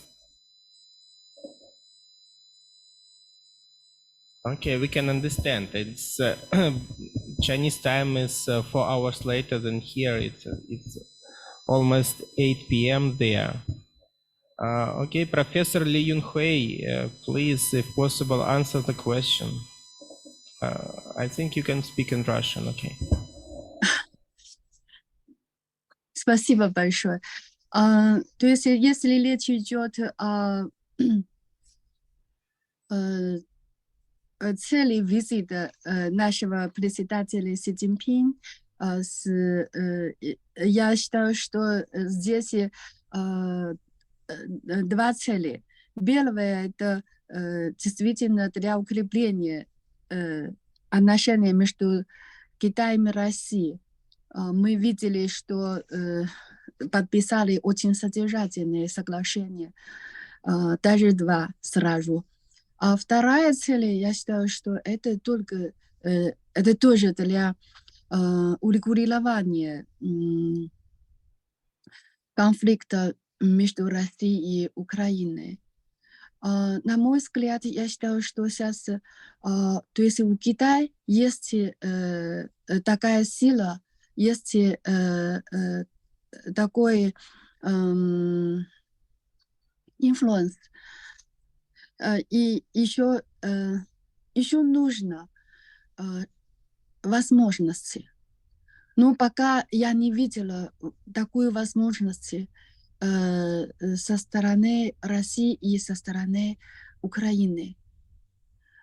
Поэтому еще нужно долгое время, чтобы Россия и Украина пошли на одну сторону. Поэтому я считаю, что визит его, это, то есть началась найти такую возможность того, чтобы все соответствующие стороны пошли в одну сторону. Спасибо. Okay, thank you very much for your answer. Dear colleagues, any other questions? Maybe some questions from our Zoom participants.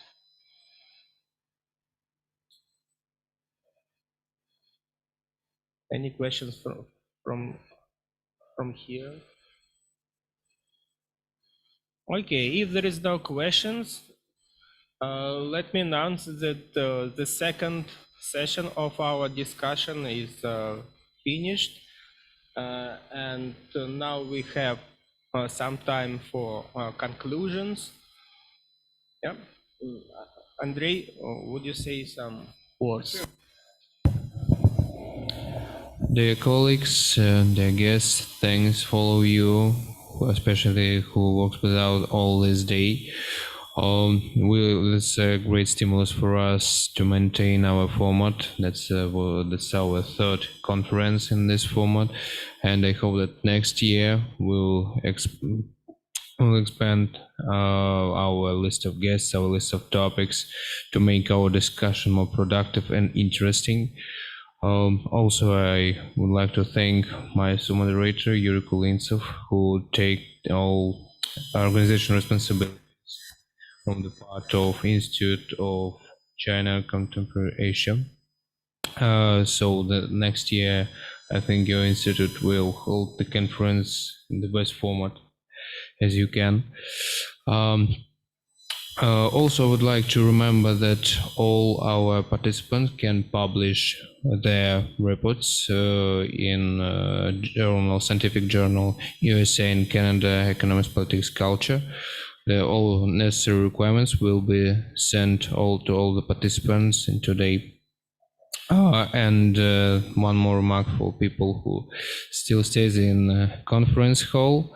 The buffet table is ready for us and waiting for us, so soon after the conference we can follow the next auditorium, and our cakes, our tea, coffee, everything's waiting for us. Thank you. Okay, we declare the end of the conference. Thank you for your participants. Thank you very much.